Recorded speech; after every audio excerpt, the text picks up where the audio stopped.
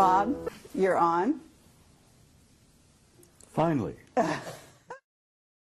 So today is Friday the 25th of February, and we are here at the Phoenix International UFO Congress, and it's our great pleasure once again to be meeting with our old friend Bob Dean. And I have this feeling that he may be an older friend than just 2 or 3 years. Who knows? And I'm delighted to have this opportunity to share a vintage-style Camelot interview in Bob's presence. And Bob, there's something very remarkable happening here, that the three of us are together in the spirit of It's a nice reunion. A reunited family. And I'm genuinely delighted to be here. So I'm Bill Ryan from Project Avalon. And I'm Carrie Cassidy from Project Camelot, and we are also both from Project Camelot. An interesting dichotomy. Things get pretty complicated, you know. No doubt about it. So, Bob, the reason we're here with you today is because you made some comments on the stage that I want to challenge you on, and I'd also like you to talk a little bit more about a few other topics, okay? And I think that all the time that we've interviewed you, you always keep a few cards hidden. And I would love for you to start to reveal some of those things. And I realize that, you know, you put yourself in danger and other people in danger when you do reveal too much. And so with that in mind, I assume you're going to be as careful as you ever are. I would love you to disclose as much as you can, because who knows how many more opportunities we're going to have to really get you on camera, and especially in this arrangement with the two of us here, just like old times. Well, you know, I have this feeling sometimes that Bob's going to outlive us both, actually. I know, he looks fabulous, so this, you know, it should be against the law to look so wonderful. At, what, 82? Are you 80? I'll be 82 next week. Lovely. All right. 2nd of March. Fabulous. Happy birthday, Bob. And as I said in my speech yesterday, every time I get out of bed, I'm in a state of shock that I'm still here. But I am still here because apparently I've not completed what I came to do. Apparently not. Well, you're needed. That's for sure. What do you feel you are here to do, Bob? Something which I said to you just the other day is that the information that you share isn't as important as the inspiration that you provide. And I wondered what you felt your job really was. It took me a long time to reach the conclusion of why I really was here. I don't think there's a person on the planet that doesn't at some point in their lives ask themselves, who the hell am I? Why am I here? What's the purpose of life? What's it all about? Alfie, as the saying goes. It took me a long time to come to terms with why I was here. I shared with you some time back about the fact that I'd had a number of past life hypnotic regressions. And that opened a can of worms for me. But it also indicated to some degree why I really had come this time. Because like everyone else, I've been here many times. And as both of you know, I'm sure, that the human spirit is infinite, immortal. We incarnate here, we come and go to school. We learn a few lessons, contribute in a small way, in each in our every way. But not many people ever take the time to really sit down and look deeply into themselves. As Yogananda said, self-realization, knowing who and what is living inside this shell that we call a human body.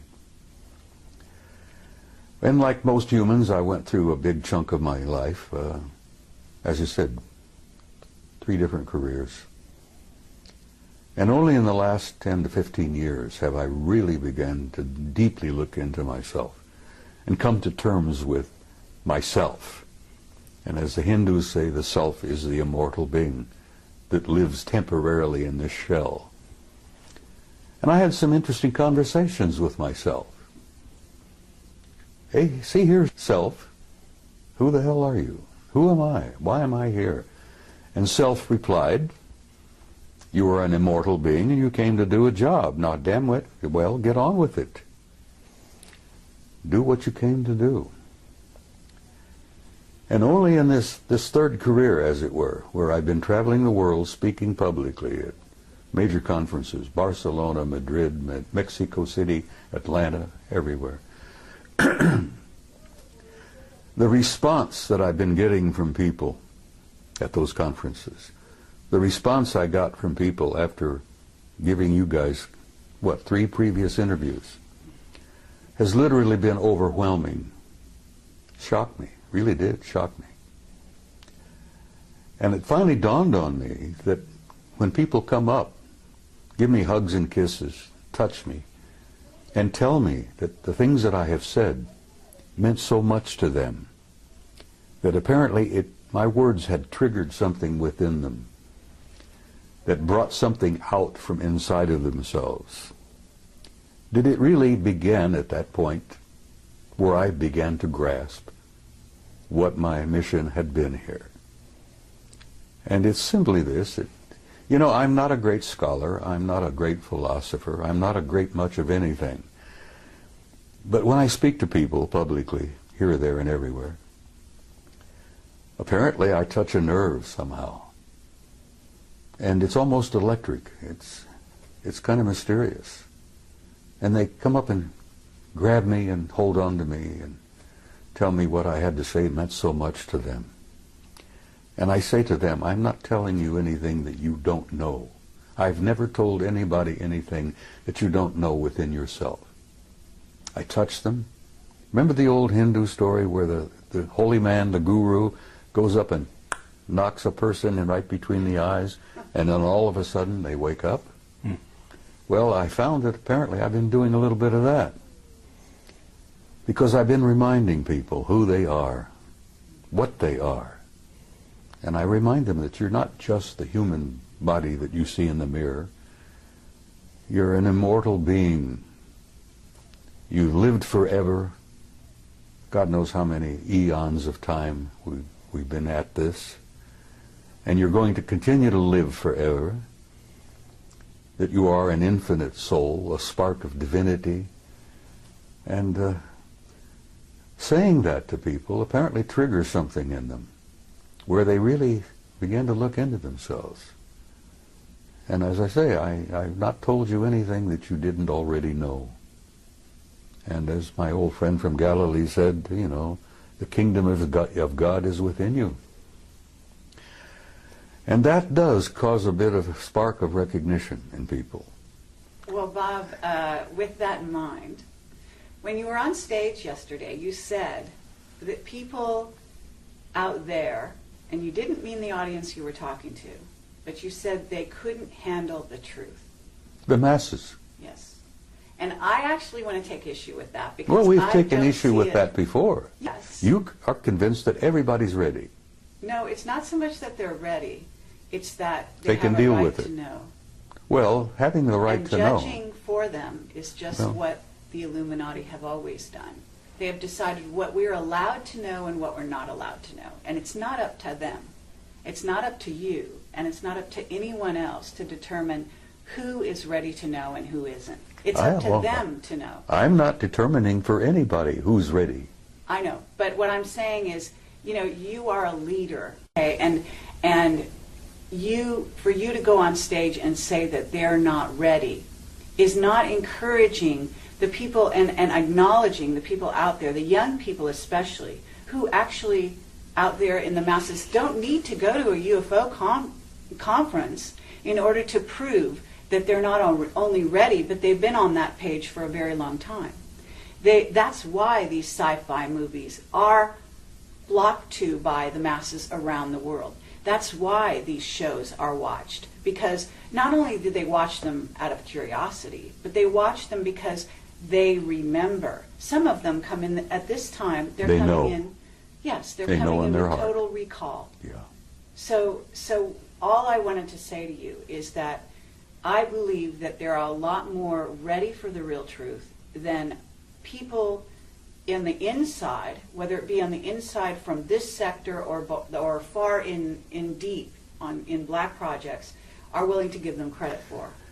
Over the last 20 years, I've noticed a change in human nature. There has been definitely an expansion of consciousness in masses of people all over the planet. And I'm gratified by that. I'm encouraged by that. And I've never determined for anyone whether they or were not ready or not. And when I made my comment yesterday, I told you that there are a lot of people here who are ready, but there are many who are not. And I use the analogy of Billy Dew, the native boy from New Guinea. When he was exposed to realities that he had never been prepared to be exposed to, it literally devastated him psychically to the point that the kid died. I understand. He literally starved to death. He died from, dehydration in a jungle that was filled with water and fruit and But nuts. Bob, they've been preparing us, and we've been preparing them because we've been working on the same thing. Disclosure has been happening non-stop now for almost 20 Disclosure years. has been underway, and it's working. Yes, And this is part of it. exactly. But it's a So very slow process. it may or may not be. In other words, it might have been slow for you, and you were one of the fast ones back then because you got access to things that other people to this day don't know about. If you heard my remarks yesterday, I damn near died. The truth damn near killed me. I was not prepared for it. I understand. And but I've we're seen in a lot of the different world, time. and I'm looking at the world from 82 years, and you're just a chicken. You're looking at the world, what? I won't even get I into know. it. But The point thing I'm is- making is I understand what you're saying, but I still stand by my point that the masses are not ready, because every time I go out somewhere to speak, I still run into a few open, old, closed minds, and, fundamentalists of any number of faiths who are ready to fight, and they're ready to, get into... Let me just back up a fraction here, because the people watching this video don't know the Billy Dew story. And I wonder if I can summarize it, I think encapsulate. that it's been out there. I had never heard it before yesterday. Oh, I And so there are a lot of other people who had Well, too. the Billy Dew story was included in the Brookings study. Yes. The theme here, it's a true story of a young native boy in Papua New Guinea called Billy Dew, and everybody loved him, and they thought there's a special reward for the fact that he was a lovely young guy. They would show him what the real world, the civilized world, the so-called Western world was like. And they took him on a plane, and they took him to Brisbane, Australia, and they took him to see restaurants and cars and supermarkets and shopping malls and television and movie theaters and all of this kind of stuff, and he couldn't handle it. And this is the story that Bob told in his presentation yesterday. My question for you, Bob, is it possible that that could have been done, could have been accomplished in a kinder, more supportive way that would have enabled Billy Dew to handle the truth? Or was he just dropped in it and then left to his own devices without any support? You see, they didn't really intend to do what they did. And you're right, if Billy Dew had been prepared, he might have been able to survive it.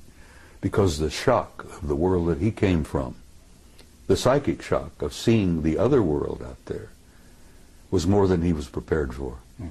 The psychic shock, the spiritual shock to that kid, literally killed him. Yes, he could have been prepared, but they didn't understand that at that mission school in Papua. Their intentions were good. They loved the kid, and they thought they were doing him a favor. And what they ended up doing was murdering him, literally. Yeah. It was naive. It was really naive. Well-intentioned. Oh, but very. naive. And as I said, the one that Billy Dew referred to as Good Lady, Yes. her light didn't burn quite as bright after that event because she realized what they had done. Yeah. But is it possible, using that as a metaphor, this is a story that was built into the Brookings report, and we have to assume that somewhere there are a lot of very smart people, some of whom are well-intentioned, who are taking that into account and planning disclosure with that in mind. Do you believe that it's possible that it could be accomplished well? Yes, it's being accomplished as we speak. Right. As you remember, I went on to tell you that a blunt announcement is not what the people are ready for. Yeah. But they are enduring what I call an ongoing disclosure, a process that's been underway for over 20 years now, maybe longer. where they are being prepared through what I call subliminal education, through movies, books, novels, magazines, you know, even games. To say nothing of Project Camelot and Bob Dean. Well, Project Camelot, honey, as I said, you guys have had an impact on the world that I don't even today really think you two grasp. Your impact has been overwhelming. Well, let me tell you the letters we get. We get letters, we get people coming up to us saying we changed their lives. Exactly. Saying they started from zero and that we opened this for them and they basically are growing in leaps and bounds and they come to us and thank us. Okay, this is the keynote, is that they thank us for that. And I have to say that we cannot look at Billy Dew, if that's his name, as just a physical body. You talked about eternal beings. This is a soul who came to the planet in a certain state, on a certain level of awareness. Now, prior to Billy Dew being in Papua New Guinea, he could have been any number of other places, and he was probably a star to begin with. Yeah. And there's also the aspect that this kind of thing could have been targeted to maybe the person that was least prepared in that group of people that he was among to handle these kinds of things. You see, I think Margaret Mead, who I believe was the one who delivered the story of Billy Dew. Who was an Illuminati, yes. Yeah, she was an incredibly bright lady, and she had had years and years of experience working with primitive societies. And I think she was the one responsible for getting that into the study. Yes. And yes, Billy Dew could have been prepared. And can we hear about the people that this changed in a brilliant and wonderful way, whose lives were saved because of it? Because I had a young woman come to me just about a half hour ago, and she's from Puerto Rico. And she said, I have a child, and he is a crystal child, and you saved my child's life. That's what she said. Well, I'm not surprised. And she said, because you interviewed, in this case, it was Jessica Schaub. Regardless of what you think about Jessica's information, and she was young and inexperienced at the time I interviewed her, but there are children out there who saw the mirror of themselves in her, in her awareness and her willingness to embrace this cosmos of which we are a part. And so what I would submit to you is, here we are in 2011, that human consciousness is almost like an animal that's growing as a unity in leaps and bounds, okay, at this time. And you know that we have incredible energies coming into the earth facilitating this growth at this time, unlike any other time in history. And there are many scientists, people like Paul Laviolette, who can substantiate that scientifically for the people that are listening. But the point is that we can't go back to the Brookings report because it's no longer applicable. Well, if it ever was. It is still national policy, Yes, whether you like it or not. But those are incredibly conservative old men who actually need to be booted out of office. And they're Whether not you think running they should be anything. booted, I agree with you that there are hundreds of thousands of them who should be booted out of office. I've known hundreds of them in my own time. Now, Carrie, I don't disagree with you on what you're saying. That's all. Well, the only disagreement we may have is the timing. Absolutely. Have you noticed the people taking their revolution into their own hands lately? Of course. Okay, these people That's part are of an not expansion. just ready. That's part to of an change the expansion of world. mass consciousness. Exactly. That was inevitable. Absolutely. And some of the philosophers have been predicting that for years and years. And let me tell you something else. You ain't seen nothing yet. And I believe you. Just agree hold with on. I believe you. The next 10 years, I hope the hell I'm not here. I want to go home, really. I'm tired. But the next 10 years are going to confront you with things you wouldn't have dreamed before. that. Absolutely. Now, Rich Dolan just did a wonderful speech. He did. He always does. Yes, he does. And he talked about the fact that there is a almost separate society out there. There is. You could even call them a rogue, secret military group who has created a whole society that is based on technology that is not in the public domain, that is based on concepts robotics, nanotechnology, genetic manipulation. Absolutely, and they have money galore that they've basically stolen, secreted, taken from drug money, and supported these black projects that we at Project Camelot have been pursuing and interviewing people about. Projects the 5 years American now. people have been financing for years. Absolutely. Without even knowing it. So the point I'm trying to make here is that if you look at the earth and you look at humanity, we have two groups. We have a rogue group that is living, maybe we even had a witness that said 10,000 years ahead of this group.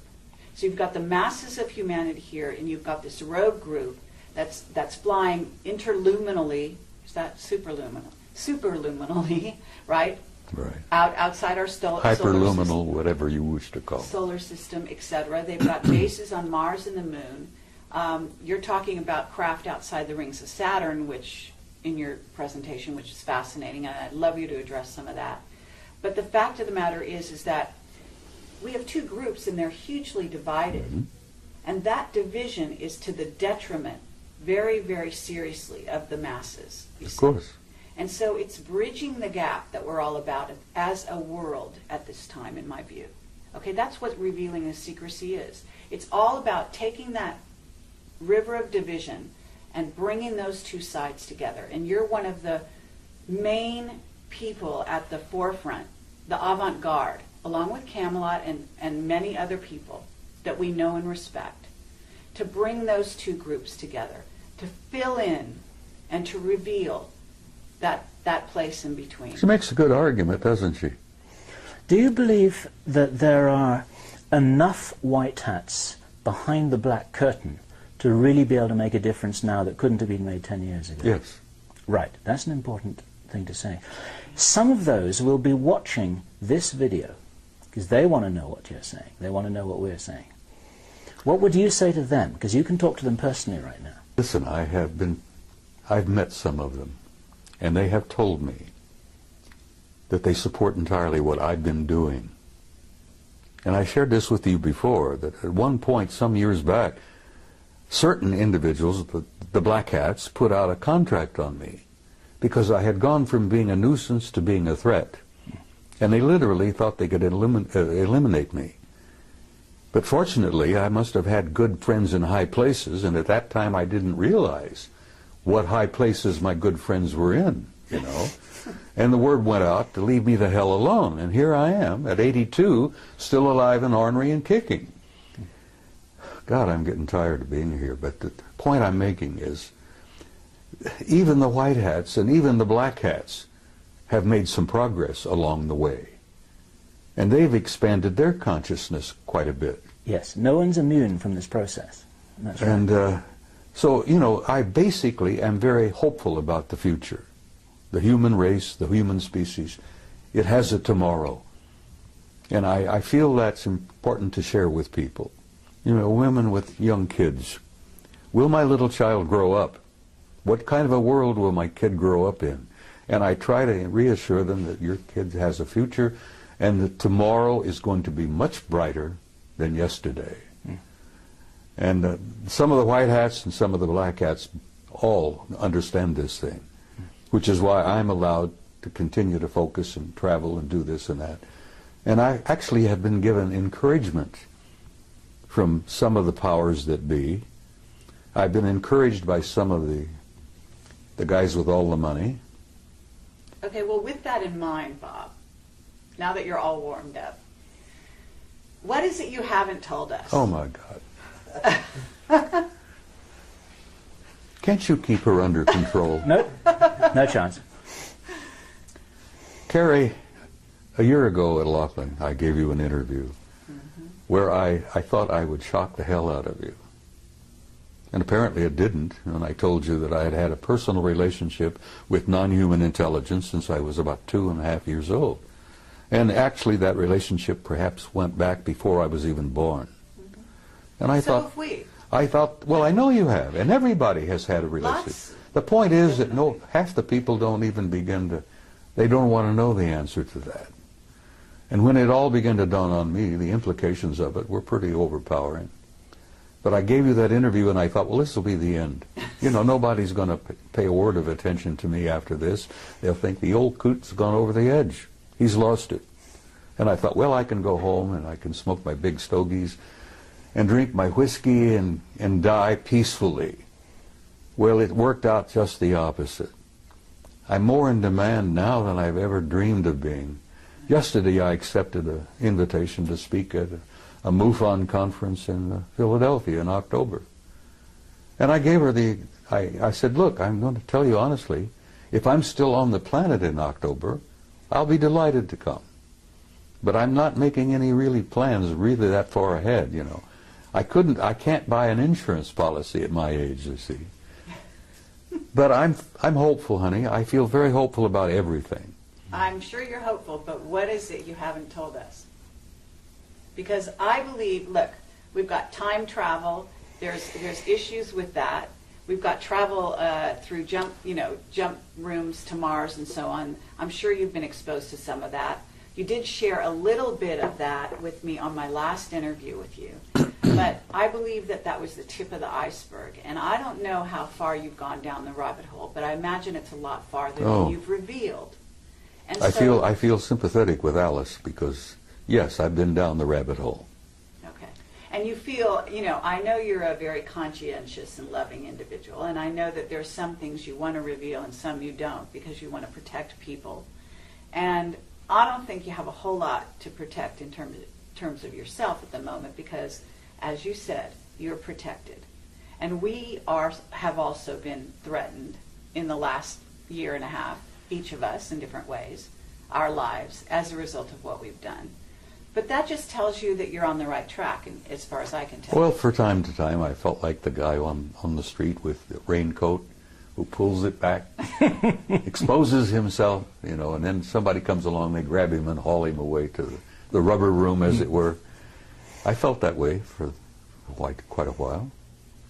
And yes, there are many things that I have not shared with you. How about this? Wendell Stevens passed on recently, and he was a very good friend of yours. I knew Wendell for 35 years. Okay. And you told me that Wendell said some last words to you. Would you share Wendell that? and I had shared a lot before he got really sick, became ill.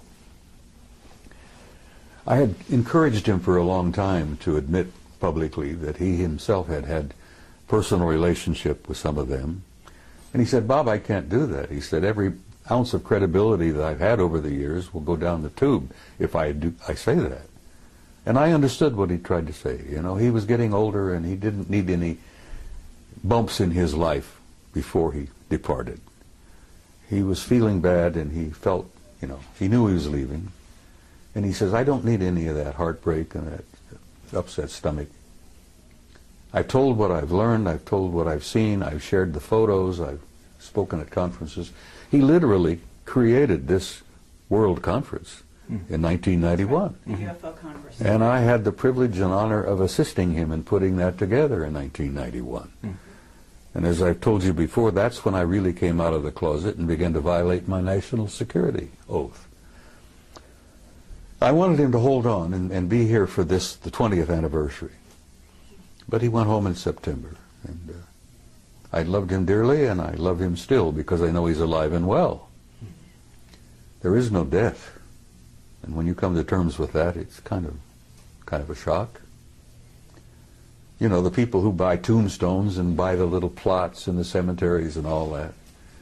And I say to them, you guys don't understand. Because once the spirit leaves, that's nothing but a husk. Burn it up, sprinkle the ashes, and go on.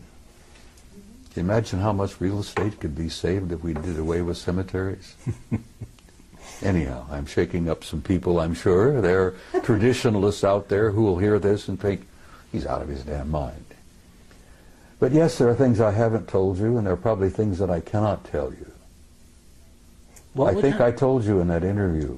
What would happen if you did, Bob? Didn't I share with you that they had taken me away for 6 weeks? And that they brought me back 5 minutes after they took me? Okay, I would love you to do that, but I would also like you to say the last words that Wendell told you, because he said some very specific words about what's going on here on the planet. So he told me that from what he'd learned, that we were in for some difficult times. But beyond that? Beyond that, he said, I'll see you tomorrow.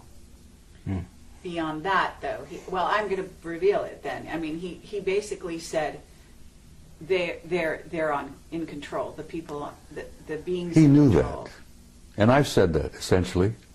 Well, you know, how did he phrase it? You know, well, I will go back to my interview with Bob Bigelow, and I'm banging on the table. And this was years ago when I still got frustrated and expressed my, vented my spleen, as it were.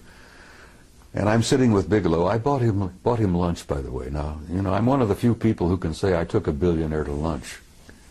Anyhow, Bob, if you're watching this, you remember our interview, our talk. I'm banging the table because I was so frustrated and aggravated. And Bigelow said, calm down, Bob, calm down. He says, everybody has an agenda. And I said, yes, that's one of the things I'm angry about. Everybody's got their own damned agenda. And he says, Bob, there's only one agenda. Only one agenda. And I says, what is that? He says, it's their agenda. Always has been, is, and will always be until we grow up. Now, Bigelow shared that with me. Wendell shared that with me. He said he'd learned that, there's only one agenda. They're not only merely in control, they've been in control from the beginning. And they are controlling disclosure. Okay, and they are deciding whether the masses are ready or not. And who is they? Sweetheart, there is indeed a galactic federation.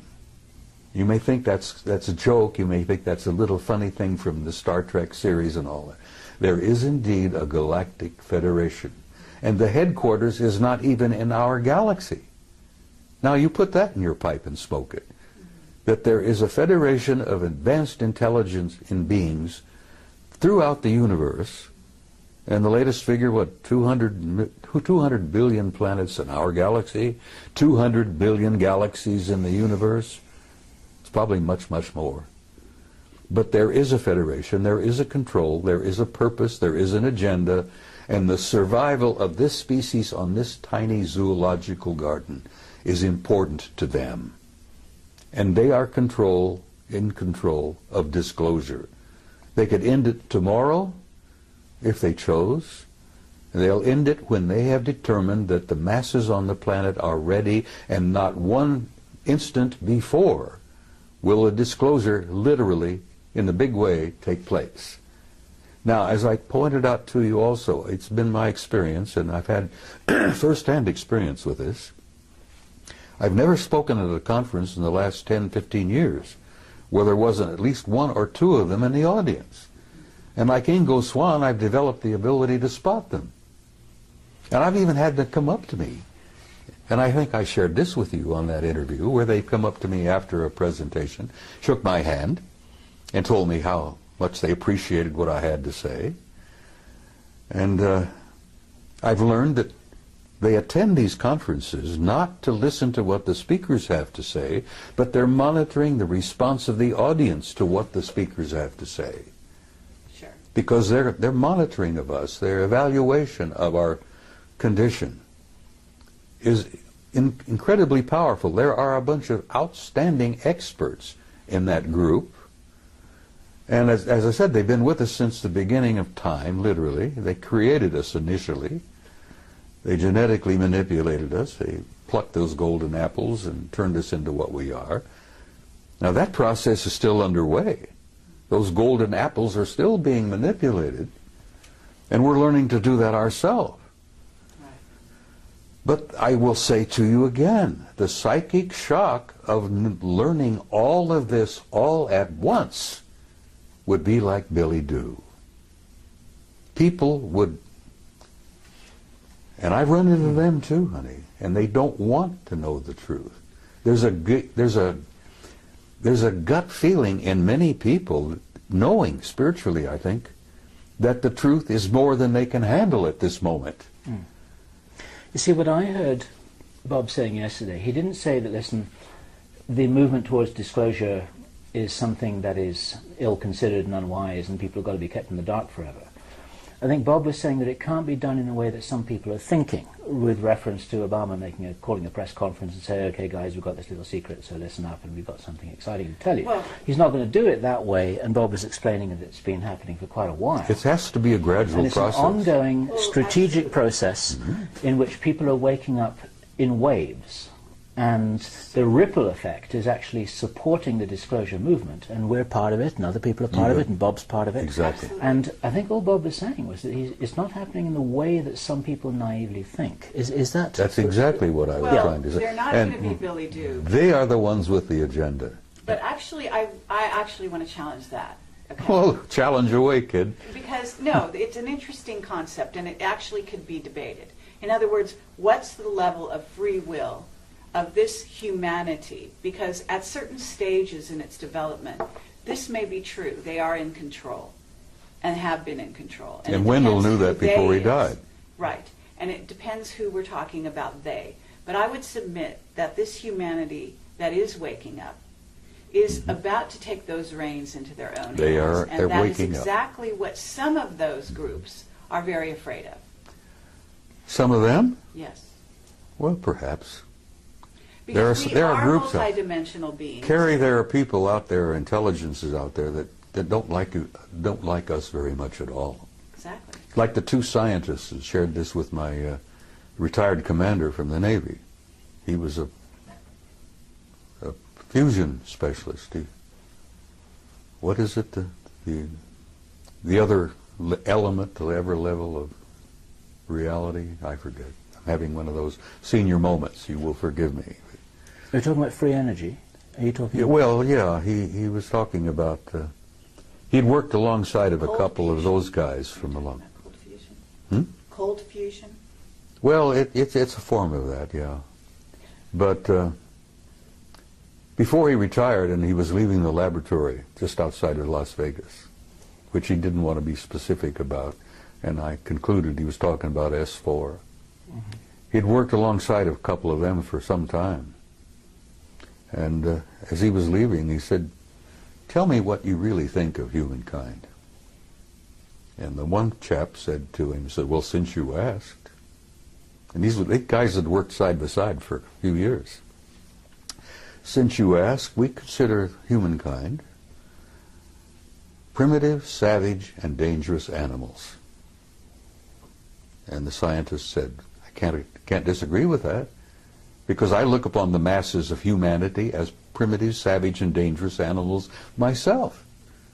And that's when the other one injected a little bit of humor into the conversation and says, "You also smell bad. You stink." And the commander says, "You know, I took my shower this morning," and he's trying to, and they said, no, it's something about your human nature. It could be part of your diet, it could be the way you think. He says we call it kind of like an auric stench. We find it very discomforting. But nothing, no personal criticism here. And the commander says, "Well, I appreciate you being candid with me, thank you." And he went into retirement, and he speaks out very carefully. But Okay, but so at this point, Bill asked you a question. They said, what would happen to you if you were to reveal some things that I'm not sure who you think is deciding it's okay, it's not okay. But what do you think would happen to you at this point? Because I've got some people telling me that now there's levels of controllers. And when you talk about Galactic Federation, you talk about the Guardian Alliance, or whatever you want to call them, those are a certain level. Then we have the ones that are actually here on the planet who are doing things like knocking people off because they do reveal truth. Okay? And well, they may those be guys are not pushed doing by that those very people. much. Most of knocking people off are some of our black shadow government Exactly. people. So I'm asking you, if right here and now you know what you can say and you know the limits of that, I'm sure. By now. I can say almost anything now. Okay, great. Because I don't worry about it anymore. And frankly, I don't care what our shadow government thinks about it. I know this, that I've gotten some good friends in high places, not merely up there, but back in Langley and a few other places. You know. Absolutely. I became a nuisance, then I became a threat, and then I ended up, I'm an asset. An asset, exactly. Yeah. Exactly. So I've been encouraged, my health, you know, I'm still being looked after, I'm still being invited, and I joked with, I think you maybe, about, I don't travel anymore, cabin class. I had a bad experience coming back from Barcelona. And, you know, I'm not a snob, but I'm sitting in this big jet in the middle section. And bless her heart, there was an enormously overweight lady on my right who kept falling out of the seat. There was a squalling brat on my left. And here I am. I can't stand in line to wait to pee anymore, you see, because of my age and a couple of little infirmities that I have. And I said, look, I'm not going to travel cabin class anymore. Guys, if you can't buy me a business class ticket, I'm not coming. Well, good God, I thought that would be the end of that. No more trips. I was shocked. Oh, yeah. They're buying business class tickets for me all the time.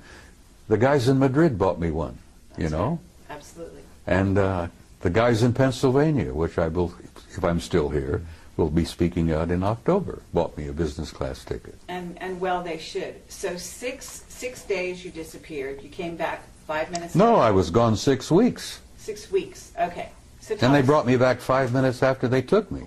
Now, there are people out there who are watching this who think that I'm totally insane. And I don't care.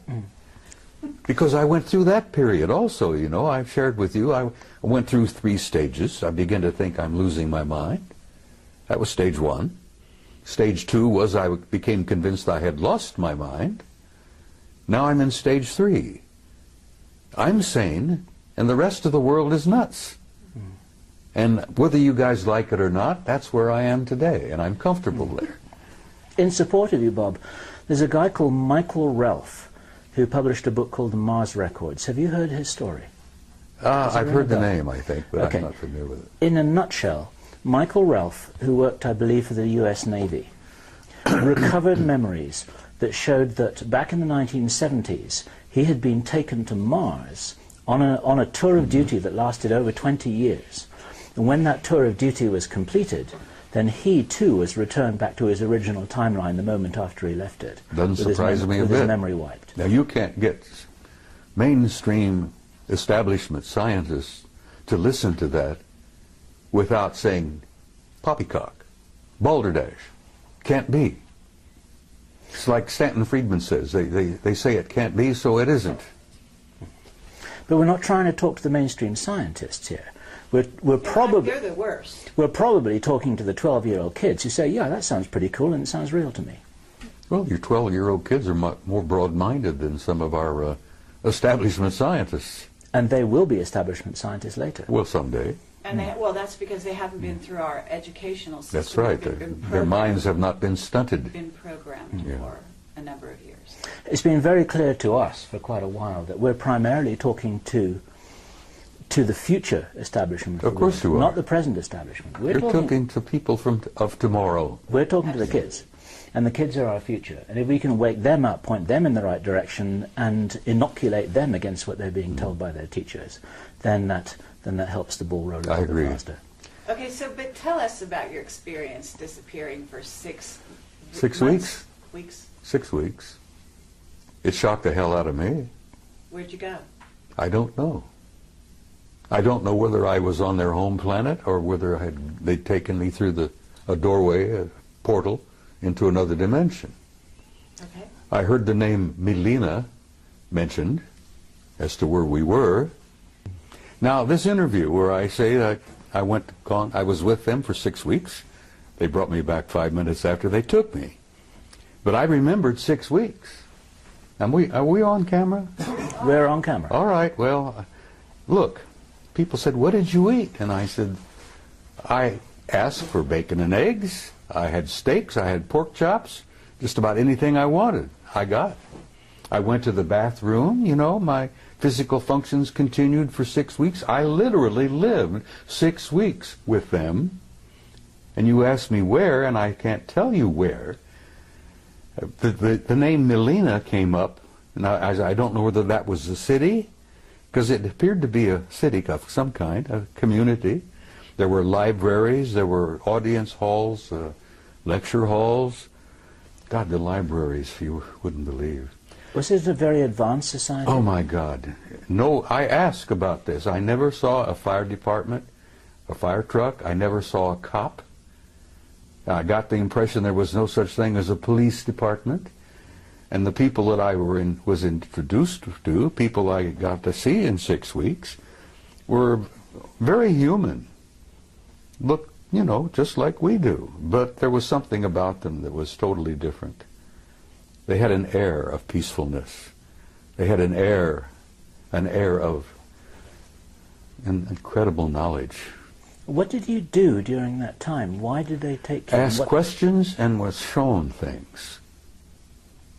As I said, the things that impressed me the most were the libraries, the records. You would call them akashic records, I guess. I was told that in this one facility that every event in the history of the universe was there to be retrieved at will, if you wish. You could bring down, download literally, ancient Greece, the pyramids, the ancient Sumer, the first Anunnaki visit to planet Earth 200,000 years ago. It was all there.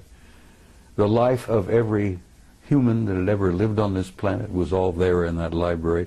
Now, can you imagine the computer technology that would allow that where you can retrieve it at a poke of a button, and there it is. You get a wide screen, and you can literally almost relive it. The history of the human race was there. So you had the experience that Billy Doo had? I was shocked. Bill, I damn near died. It was not what they were sharing with me and what they were showing me. It was the shock of coming back. Now, it's very close to when people have a near-death experience and they go over and they look around and they see the reality that they're literally a part of, that they were part of before they incarnated here. They'll be a part of it when they depart from here. But when you see that, I don't think most of the people I've talked to who've experimented with near-death experiences, very few people want to come back. Some people have begged to stay there. Yep. Now, the shock is coming back and comparing what I had seen with what I've got here. Yep. Now, I've got a body that's beginning to fall apart on me. It's not a lot of fun. It's painful. I look around and I see the heartbreak, you know. Not only do I see the war, I have a grandson who's dying from wounds he received in Iraq. I'm growing older. I'm losing all my old friends. They're going home. Wendell was happy to leave. I won't say that tomorrow night in the ceremony involving him, but he was ready. He told me a year ago, Bob, I'm tired. I want to go home. And he knew where home was. But the shock, the psychic shock that I have experienced, and I told you on that, I spoke yesterday, why I use the story of Billy Doo, because literally it happened to me. The psychic shock of seeing what I saw and being exposed to what I had been exposed to and coming back here. It damn near devastated me. You're saying recently it devastated you, or are you talking about your original exposure? The whole thing, honey, has devastated me. I've been through 3 wars. It's also enlightened you. You know, it's oh yeah, also I think that was the purpose of taking me. Yes. Yeah, they shook me up, physically and spiritually. There's a book called Don't Fear to Kill a Dead Man. That's the title. Don't what? Never fear to kill a dead man. Huh. You know, humans, before you're awakened, for all intents and purposes, You're asleep. you're asleep. Mm-hmm. Well, It's I've been a form of asleep. death. I've been asleep. So You know, it is I a had shock three. to I've had wake 3 up. marriages. I fought in 3 wars. I've had 3 careers. And I jokingly say, make that 4 wars after looking at my second marriage. Anyhow, the shock of coming back and... What year was this, Bob? What year did it happen? Oh, God, it was somewhere around... I started speaking publicly in 91. It must have been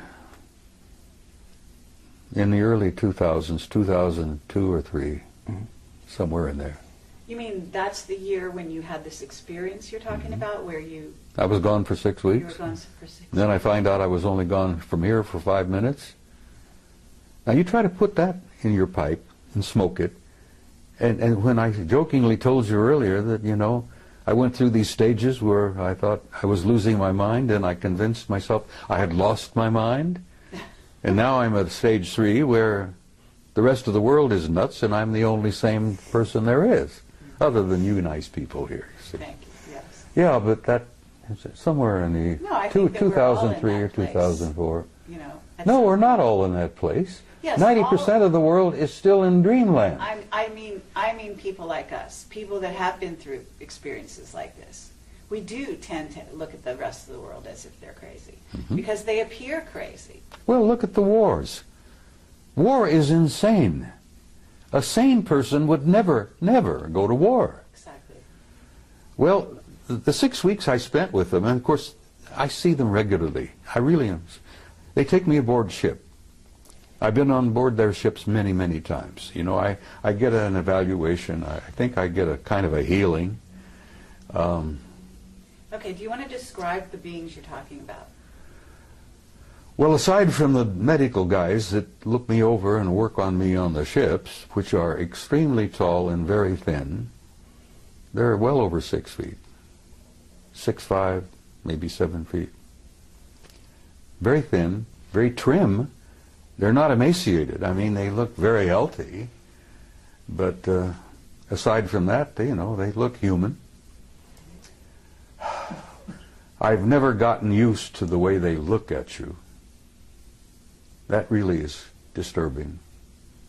And if you ever encounter one, and you may have, very likely you have, the way they look at you is disconcerting, because they have a way of looking at you deeply into your eyes, and they lock onto your eyes, and they don't break away. Now, we humans don't do this, because we humans have a tradition where we look into each other's eyes, and after a moment or two, it becomes somewhat threatening. Yep. You see? So we human tradition is, don't look into someone's eyes because you're a threat.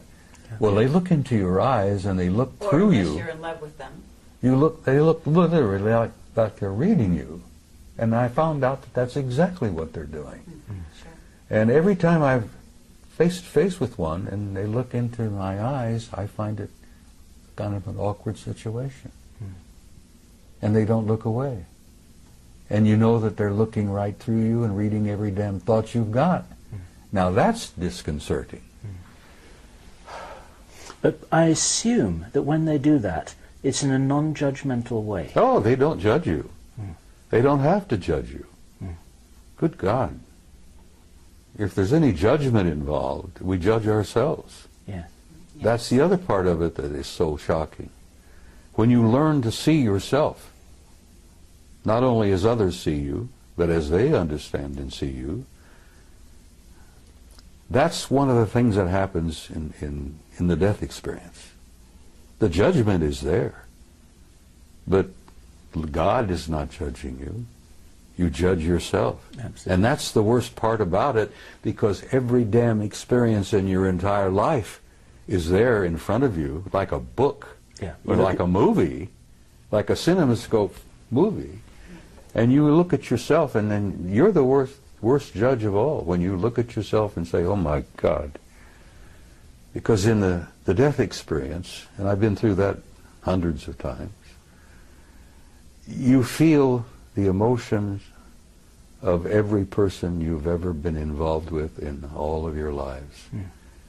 Every hurt that you've ever given someone else, every insult that you've ever given anyone else. You judge it, you see it, you feel it. You literally feel it, you relive it. Well, visiting with them is almost like a near-death experience.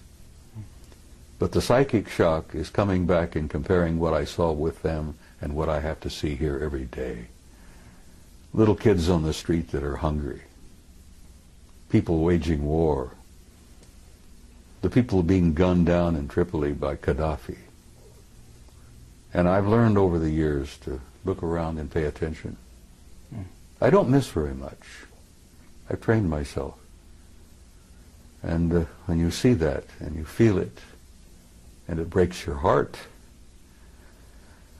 to see that and to feel that. And then you understand, I think, why I want to go home and where I'm tired. I really am. But I'm going to hang around a little longer because I have been told to. And you're a guiding light to many people. I had one of the best compliments I've ever received yesterday. A young man came up to me and he says, "You know, you're a bridge builder." And I says, that was the origin of the old word pontiff. You know, with the Pope? Yes. The pontiff, the bridge builder. Sure. People don't know that. Many people, even most Catholics don't know that pontiff means builder of bridge, builder of bridges. And that was a compliment, and I gave him a hug and I thanked him for that. Because that told me that, yeah, maybe I've been accomplishing a few things. Maybe you've done more than you think. Well, if you say so, but I'm holding on to enough ego to live. Because you can't survive on this planet without a little bit of ego. But I don't think I have any vanity left. Well, for every person who comes up to you in person to give you a compliment, there are 1,000 or 10,000 who don't, and who feel the same thing and they never communicate to you. This is what we've discovered. Thanks to you two guys. As I said, you turned me into a damn celebrity and I didn't want to be. All we did was take a camera and point it at you. And the rest is history, as they say. Some of the vegetarians who are watching this, perhaps, will say, shame on him. Bacon and eggs, ham, pork chops, and all that. It's been my life, for God's sake, you know. Well, they fed me bacon and eggs, ham, pork chops, steak, anything I wanted. And people have said, when I've shared this with a few, were you perhaps eating vegetarian and didn't know it? Maybe they made you think you were eating steak. And I said, well, maybe they did, but it sure as hell tasted good. Tasted like a good T-bone to me. And the bacon and eggs were superb. Well, what did they eat? Well, I'll be frank with you, I don't know. I never watched them eat. They never ate in front of me. But they sure as hell looked healthy. So not any of them had missed many meals. Did this experience only happen once, Bob? That experience, being gone 6 weeks and taken there wherever I was, as I told you, I didn't know whether I was in a city, on another planet, or wherever. Maybe I didn't slip through a portal into another dimension. Okay, Bob. That happened once. But I've been aboard their ships many times, and I've met many of them face to face, almost regularly. Now, I get into an altered state in the middle of the night. I've been doing a lot of remote viewing. And I can put myself in an altered state, like Ingo Swann, Joe Monagle. And I go out. But sometimes, when I'm in that altered state, they come in. And I've chided them for this, and other people who've had this experience will agree and understand what I'm saying. I've chided them with this. They pour information into my head that's like Niagara Falls. I mean, it comes pouring in, and I'm almost unable to deal with the volume of it. But I've asked for that, so I can't complain about it. But it Information about what, Bob? Everything. Life, death, infinity, tomorrow. Yesterday I told you in an interview that I've come to a point where I really can't tell the difference between yesterday, today, and tomorrow. Because with my recall of past lives, that is as vivid as living again. Sure. And here I am at this moment in time, in this place, going through this. And then I've seen the future. What have you seen in the future, Bob? Well, the thing that keeps me hopeful and positive is that I've seen a gorgeous future. I've seen a beautiful future for the human race. I've seen a future for this species like I saw at Melina for 6 weeks of what it can be. Could you describe that for the people watching this video for whom a positive vision would be so valuable for them to join you in? Well, I try to say it, Bill. I try to say it repeatedly when I'm at a conference. That you're in for difficult times. That's what living on planet Earth is all about. It's a tough school. And I've said to people, and many people understand exactly what I'm saying, when you're going to school on planet Earth, you're in one of the toughest schools in the universe. And if you get a certificate from planet Earth, hey, I have a silver certificate. They showed me on Melina that I have a silver certificate. One day outside the lecture hall, took me to the library, and there was a table with scrolls all over the table. And they picked one up and said, "This is yours." And it was wrapped in a silver binder. And I intuitively said, "But I want one of gold," being an ornery cuss as I am. And they said, "Not yet. This is you've earned this." I gathered that I matriculated enough to have a silver certificate, but I haven't got the gold one yet. Now, when you get the gold one, you graduate. Right. Well, that was a few years ago. Yeah. Maybe you're working on your gold one at this time. Well, what's the future, Bob, that you would like to leave people with, to envisage as being a real possibility for all of us to share? Well, it's difficult, Bill. I mean, you try to put it into words, because so much of my conversations with them has been talk about subliminal. It's been a psychic exchange where they show me and share things with me where words are never needed. I think you understand what I'm saying here. I understand what you're saying. I guess it's a type of telepathy.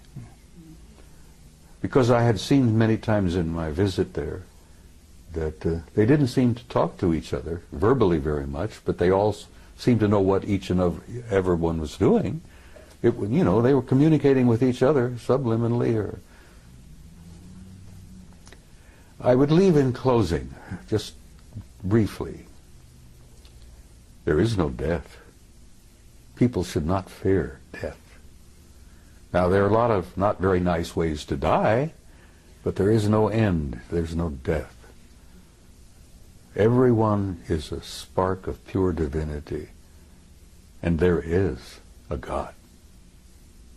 And that is something that I need to stress again and again and again, because I've been asked, am I an atheist? Do I believe in God? And I say, no, I don't believe in God. I know, because I've experienced that.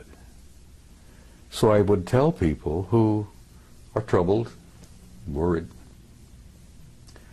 that the next few years are going to be awkward and difficult, but that's what living on Earth is about. But there is a future for the human species. The race is going to make this transition, and at the other end of this, it's going to be glorious. And I tell mothers, I said, your kids or grandkids, the future will be theirs. And then, like I said in Barcelona, which the Spaniards seem to appreciate, your children and grandchildren are going to the stars. And they seem to like to hear that. But it's true. And we are, as a species, as a race, going to go out there and take our rightful place with these other incredible cultures and civilizations. And having seen the future, I'm hopeful. And I have this good friend from Galilee 2,000 years ago, who was and still is my best friend, who tried to make that point again and again and again. And those of us who were with him at that time were a bunch of nitwits, and we didn't begin to grasp what he was trying to tell us. But he really essentially was telling us what I've just told you. The human race is not a mistake, it's not an accident, and there is a purpose and there is a meaning in life, and there is a future. And don't be afraid. And that's about all I can say. For me, Bob, that's a fabulous message to end with, and thank you. Thank you for that. Thank you, Bob. Do we have anything else? We have nothing else. We have to nothing add else. To that. Oh, I know you do. Lovely. You have questions you haven't asked yet. Well, we're gonna let you go at this point, unless you have something that you haven't said after all this. There's a hell of a lot I haven't said. Well, But, as I this, jokingly told but you I one give you time. a lot of rain, Well, believe it or not, even though I jokingly like told you one time, and I'm serious. If you get me a good Jack Daniels, I might go on for 2 hours and tell you things that would curl your hair. Well, Being a gentle lady as you are, I could share things with you that you wouldn't believe. well, I'd like you to try. Let me tell you something else that Yeshua said. He said there are things I could tell you that you could not bear. But he was talking about life on this planet. Sure. And as he was getting ready to leave, he said, the prince of this world comes. He has no dominion over me, but I will send a comforter to you until I see you again. And I often wondered about who the prince of this world was, who didn't have any dominion over him. Right. And I have learned since that every planet has a kind of a caretaker, an authority. Every system has a higher authority. And the galaxy is divided into 4 parts, quadrants. And the Galactic Federation headquarters isn't even in our galaxy. Now that's pretty hard stuff to walk away with, you know. You say that to people and they go, well, good. It's something to take home with them and think about that night instead of watching TV. Okay, but gotta understand that if you're doing any of that, you're watching TV, you're watching movies, you've been on the internet, certainly, then there's all kinds of information of that sort out there now. And I know that you don't spend hours on the internet. I avoid it like the plague. So Let me I tell have you- to tell you that information is not a shock whatsoever. Well, let me tell you something that might shock the hell out of you, and maybe it won't, because you're a pretty bright kid. What if you were to tell the average guy out there that this is a hologram? That's out there. We know that. See? No, Doesn't the bother average you. guy out there. You prepared yes. yourself. What if I told you that what you think you see as a reality is not reality at all, it's an illusion? And then even further, what if I were to infer to you that all of this is part of a program? I know you're familiar with the movie The Matrix. Sure. Okay, well, you're pretty close. Shakespeare tried to make it clear, and I always convinced that that guy was one of them. He was a genius. I'm not even sure the guy we think of as Shakespeare was Shakespeare. There's some indications that it was someone else entirely. That's Yeah, right. but somebody wrote it. Anyhow, I always like the analogy of the play. You're a player in a play. That's right. You come in stage right, you prance about with your toy swords, you make love, you go through all this, you have heartbreaks, misery, feuds, fights. God, all the plays together, bring it together. And then after it's over with, you exit stage left. And the audience out there in the universe calls for author. Well, I happen to know there is an author, and there is a producer, and there is a director. I haven't met the original author yet, but I know of him. But we're all living a play. Yes, but we're also co-creators of that play. Oh, when you're in the middle of the stage, and you know, you're following the script, as it were, but you're, what's the word? Improvising, adding your own words. Ad-libbing. Yeah, ad-libbing, yes. You're doing a lot of ad-libbing, and the degree of your ad-lib depends on how many lifetimes you may have lived. But we're in a play, kid. This interview is just a tiny chapter in a much larger play. Is there any other little pieces of information that, you know, because that's where the wider you open the door for people, the more they are able to go through the door and carry on from here. It's like passing a baton. So you can pass the baton anytime. I'm not quite ready yet to pass the baton. All right. But And I'm going to tell you steps. that there are things I probably could share with you, which I have not. And I'm going to save one or two of those for maybe another interview. Okay. I mean, fair enough. We're not going anywhere. We're gonna be here for you anytime you ask. Right here, today, tonight, there are people going on that stage. Just before we telling came us. here, you saw in a classic example of, what is it? Obfuscation? Obfuscation.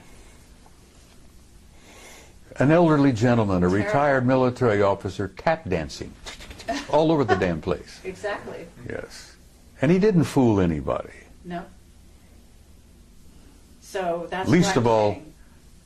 Right the scales. Throw out some truth. I did. Yes, you did, but you don't. Life is everlasting. Life is infinite. No, not the philosophical. You're an immortal one. being. Well, those are the only things that really interest me anymore. I know. I hear you. Now, I know what you're looking I for. don't You're have looking any for the Jack down and Daniels dirty records now. stuff about politics, the military-industrial group, the shadow government, the next major catastrophe. Well, I wasn't going to ask you to predict the future. That I wasn't going to do. Well, I already did. The future is Yes. bright, but there's some Absolutely. The bumpy. very long There's a range, bumpy that's road very safe. between now and I hear then. you. All right. Are we done? What I would like to say, Bob, is that this is good enough for me. And let me shake your hand a second time. Thank you. Thank you, sir. Thank I look forward to the next one. She's never quite finished, is she? No. She's never quite finished. Well, I love her dearly. I've adopted her, sort And of. so do I. Okay. Well, thank you very much, Bob. Sweetheart, it's my pleasure. You take care, and we'll come and share some Jack Daniels and talk to you off camera. Is it permissible badger for me you to some sip more. Jack Daniels on camera? Sure. Well, okay, we'll do it next time. All right. Watch out, because I'm going to hold you. Closer I get to departure, I might share a couple of things Okay. Well, with you have my number.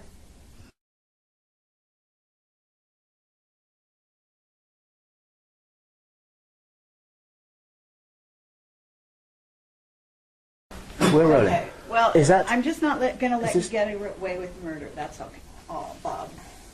Oh, I would never think of that at all. Yeah, why?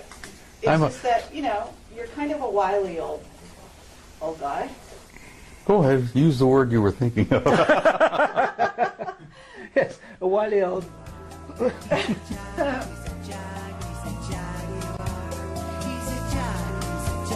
Look, I've been called so many names. People have to get in line to insult me anymore because it doesn't bother me.